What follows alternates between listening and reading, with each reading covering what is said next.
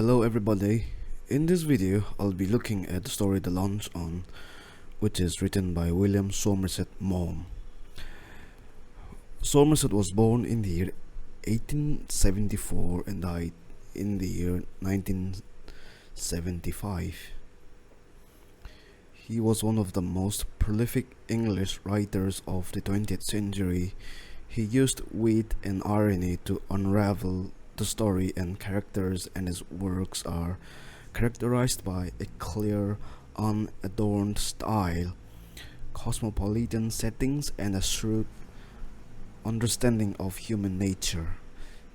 If we look at the story The Luncheon revolves around a young writer who meets a pretentious woman and is reminded of an elaborate luncheon that he had with her at an expensive French restaurant 20 years ago.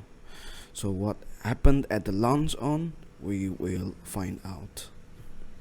So if you look at the format, the style of writing, the story is written in the form of a first-person narrative, I, singular. So I caught sight of her at the play, and in answer to her beckoning, I went over during the interval and sat down beside her.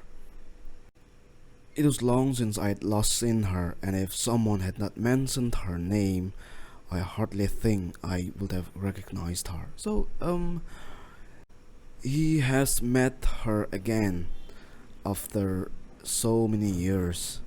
So it was after 20 years when he was living in Paris in a tiny apartment in the Latin Quarter overlooking a cemetery. So the author was not a very well-off person. He was a writer struggling to meet both ends meet. It just so happened that she had read a book of him and had written to him so many times, and the author, out of respect and gratitude, wrote her back, thanking her, and very interestingly, he also received letters from her again. I answered thanking her, and presently I received from her another letter saying that she was passing through Paris and would like to have a chat with me, but her time was limited and the only free moment she had was on the following Thursday. She was spending the morning at the Luxembourg, and would I give her a little luncheon at Foyot's? So the lady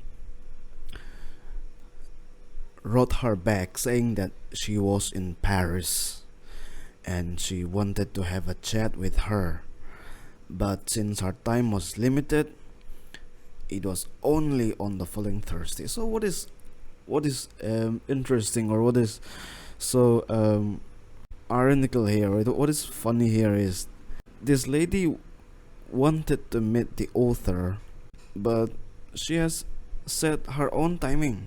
She has not at all considered the timing of the author, which is really funny, which brings this element of comedy and ridiculousness in her character. And she says that our time was limited and it was only on Thursday that she'll be able to meet him. And very interesting again, only in the morning at the Luxembourg.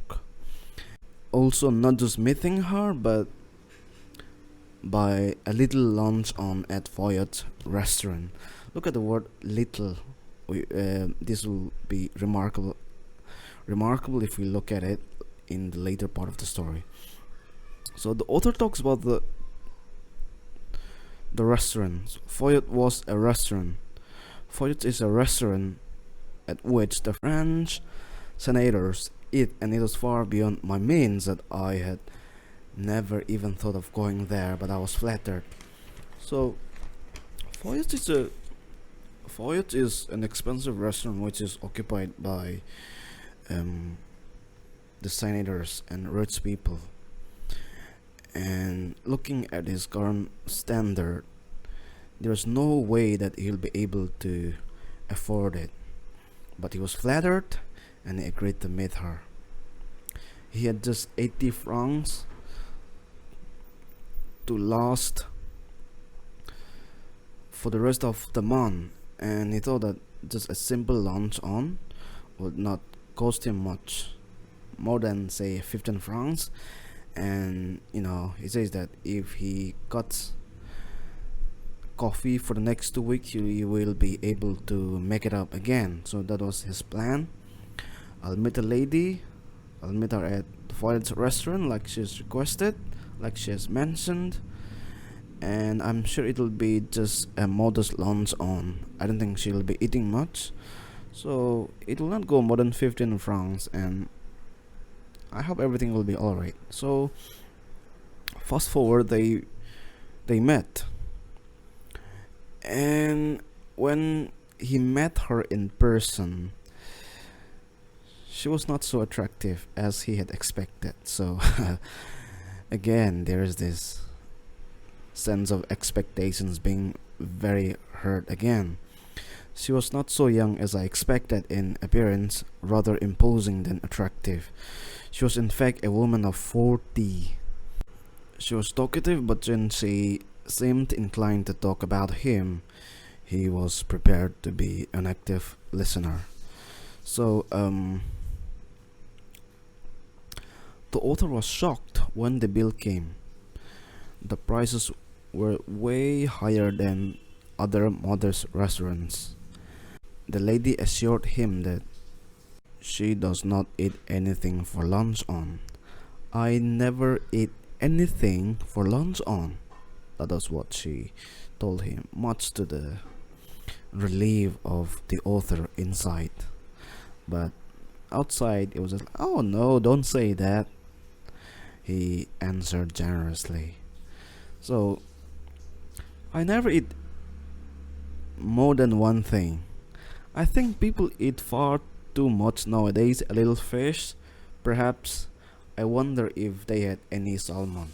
So, it went on, and she says that she doesn't eat anything for lunch on, but she asks for a fish, and that also one of the most expensive fish. It's a large edible fish, and it's way more expensive than the other fish. He knew that he could not afford it, but he had to say yes. He could not say no. And she also asked again for a caviar. So if you caviar is a pickled eggs of sturgeon or other large fish eaten as a delicacy. So first she said that she doesn't eat anything for lunch on except a little bit, and she asked for salmon. Later on she asked for a caviar, also expensive. Then came the question of drinks. He said that she doesn't drink except white wine. So again, the author had to order a drink, and so she ate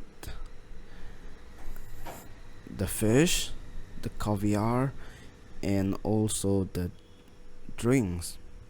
But very interesting, when the mutton chop arrived, she was shocked in the sense that she was talking about the author, saying that it was not a good idea to eat that at that particular point of time.